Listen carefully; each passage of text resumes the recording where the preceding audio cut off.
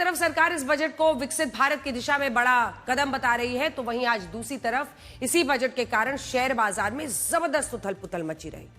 6 साल के बाद पहली बार ऐसा हुआ जब बजट के दिन शेयर मार्केट में सबसे बड़ा फॉल हुआ, नुकसान हुआ। आज आम बजट पेश होने के बाद सेंसेक्स में 1000 से ज्यादा पॉइंट्स की गिरावट आई और इस बात पर चर्चा बहुत तेजी से छिड़ गई कि आखिर शेयर बाजार में इतना नेगेटिव सेंटिमेंट क्यों हुआ। सेंसेक्स 1546 अंक गिरकर बंद हुआ, जबकि निफ्टी भी 495 पॉइंट्स नीचे आ गया।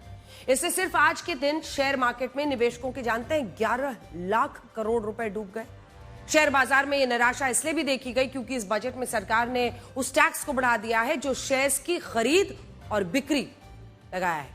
इस टैक्स को सिक्योरिटीज ट्रांजैक्शन टैक्स भी कहते हैं, जो फ्यूचर्स एंड ऑप्शंस की ट्रेडिंग पर लागू होता है। इसे शेयर मार्केट में F&O भी कहते हैं, जिसमें भविष्य के हिसाब से शेयर्स की कीमत तय करके उन्हें खरीदा और बेचा जाता है।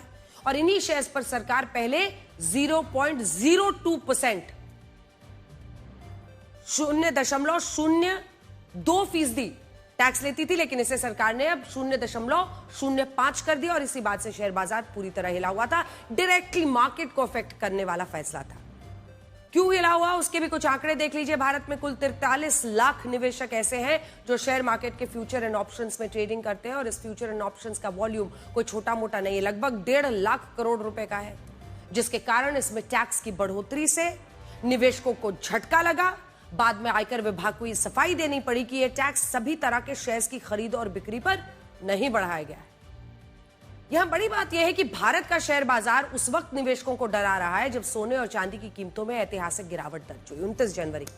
29 जनवरी से 1 फरवरी 10 ग्राम सोना 15% सस्ता हुआ और इसकी कीमतें 1,75,000 से 1,48,000 हो गई, जबकि 1 किलोग्राम चांदी की कीमतों में 30% की गिरावट आई है।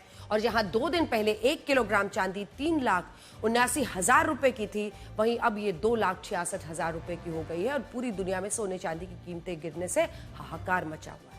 निवेशकों का बहुत बड़ा पैसा बिल्कुल हवा में गायब हो गया है।